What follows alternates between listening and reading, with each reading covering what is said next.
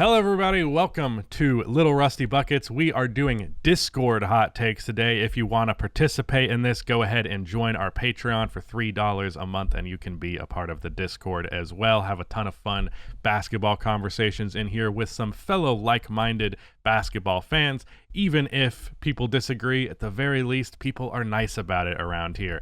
So we're going to be going through a couple of these takes. We collected them a while ago because we thought we'd be launching this channel earlier than we actually did.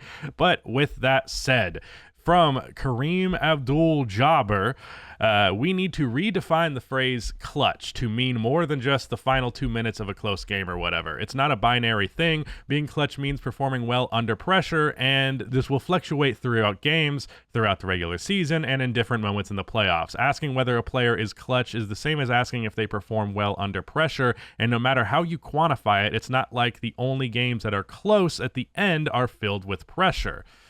Canonical examples is LeBron in Game 6 of the 2012 Eastern Conference Finals against the Celtics. He came into that game with immense pressure and silenced all complaints by the end of the first quarter.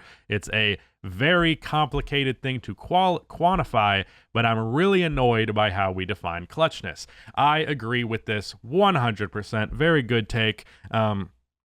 You can be clutch in the first quarter if the context of the game is such. That's just the way that it works, and I agree. It's just not the last 2 minutes. Honestly, I think you described your point of view so well that I don't need to add to that. You're right. The LeBron in Game 6, that's the exact fucking example that I would have used. Going down 3-2, there was a chance they were going to lose to a Celtics team that LeBron joined the Heat to beat. So there was as much pressure at the start of that game as there possibly could have been at the end of it. So, yeah, that was clutch. It's not as simple as the last 2 minutes. Hot take, fuck Nazis. I can agree with that one. That is a great take.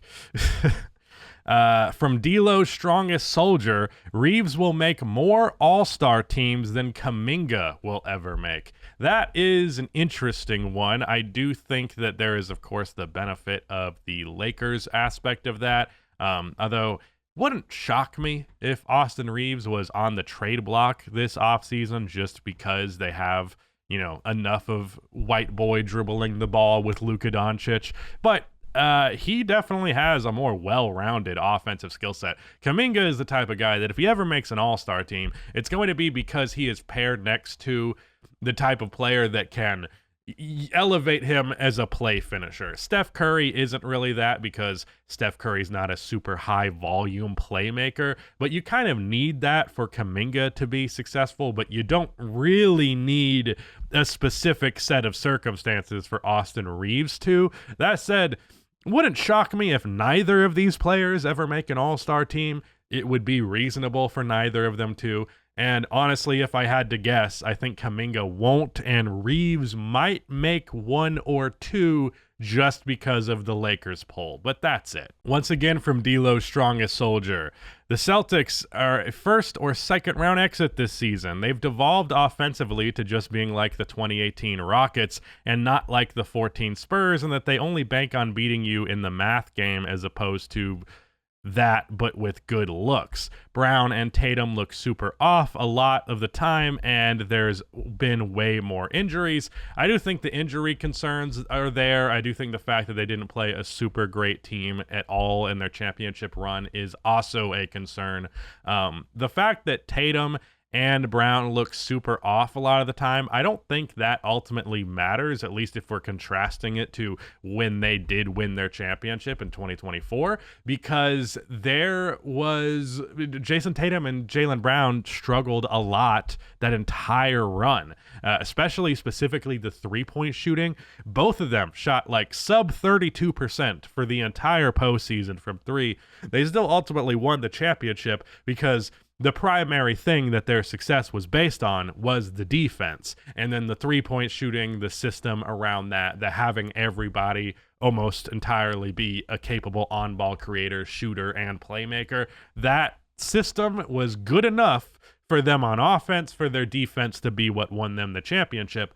But I feel like with the Cleveland Cavaliers in the East, And I think a better team that will be coming out of the West than the Dallas Mavericks were with an injured Luka Doncic. We're going to see the Celtics face a lot more of a challenge than they did last year, and wouldn't surprise me if they ended up being a second-round exit as a result of that. First round's crazy. They're not going to be a first-round exit. They're just not.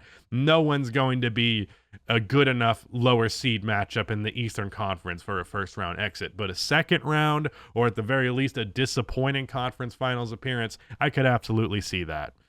Once again, D'Lo's strongest soldier getting us with the hot take here. This is the best constructed Knicks team ever.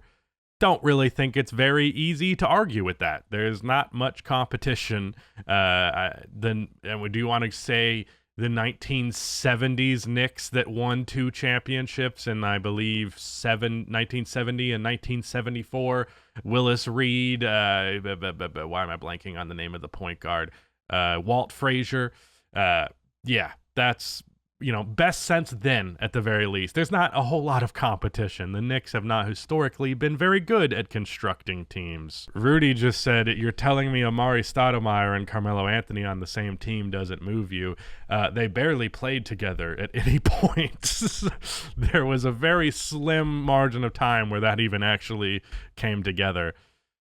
From J. Hot take, the Mavericks got better in the short term. That's something that I considered for a little bit, just because the defense is so good on paper, and it looked good in that first 3 quarters that we got to see Anthony Davis in a Mavericks jersey.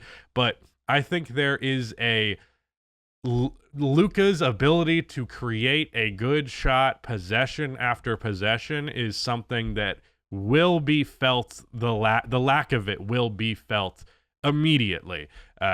The offense just had moments where it stagnated, had moments where it just was not enough, and you just don't really get that with the Luka Doncic Mavericks. You really didn't, because whatever shot Luka generates, it's going to be a good one 9 times out of 10, and you don't have that availability anymore. And you also don't have the Luka Doncic factor, which is Luka's one of those guys that if you have him, you can win a playoff series against anybody. Even when you're not favored, you can win that series against anybody, as proven by him getting into the finals last year, despite the fact that they were not favored to come out of the West. So I do think there's an argument that they got better because the offense can still be good and the defense got a whole lot better. And I like Kyrie and Anthony Davis as a duo in theory, but especially given the lack of time that they will actually get to play together, I can't agree overall.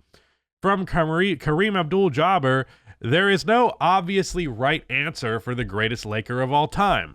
Magic has the historical significance and influence on how the game exists today. Kobe has the extended dominance and the soul of basketball at its core.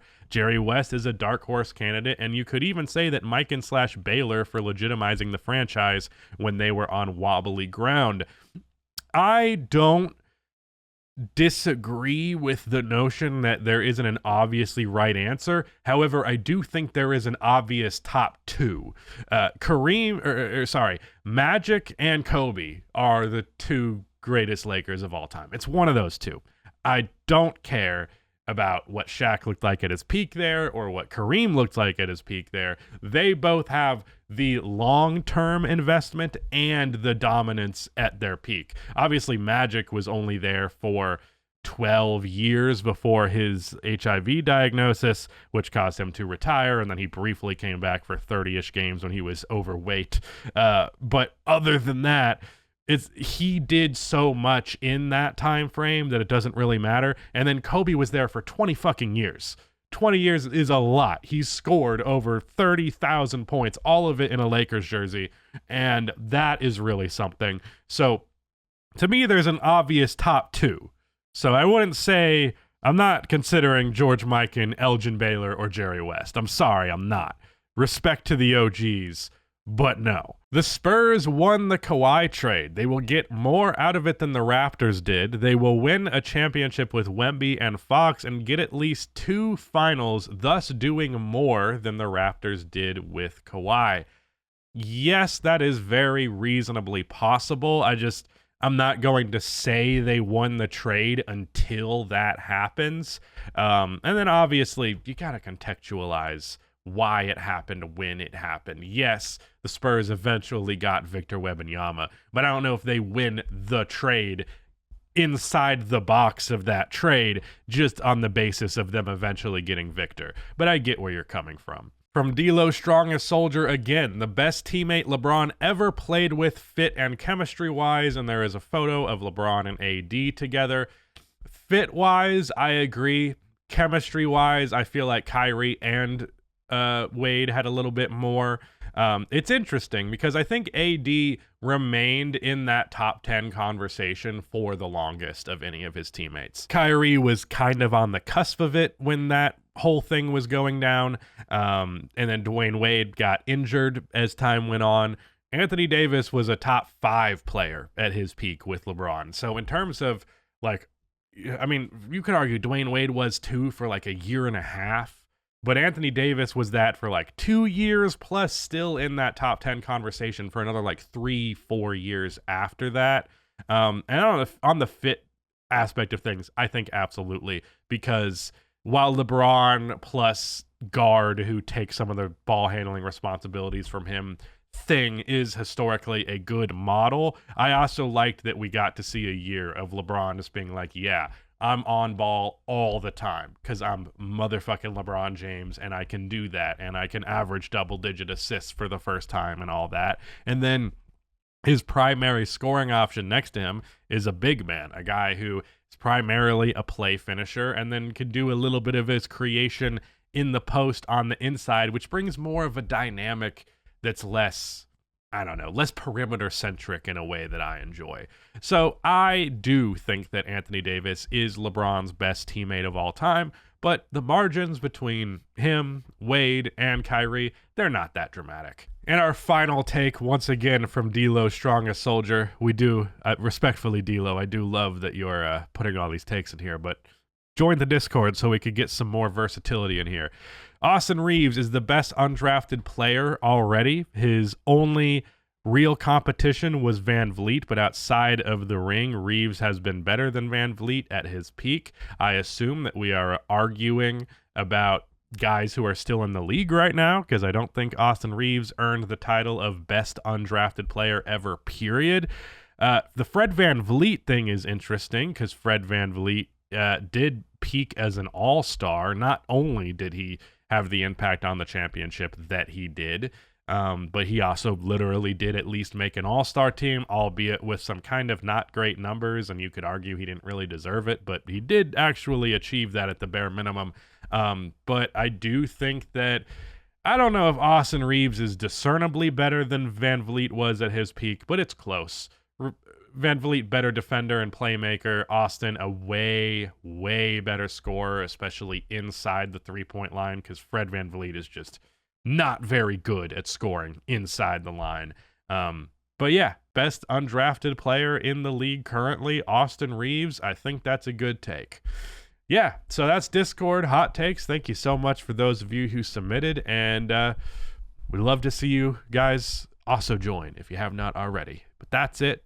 Goodbye.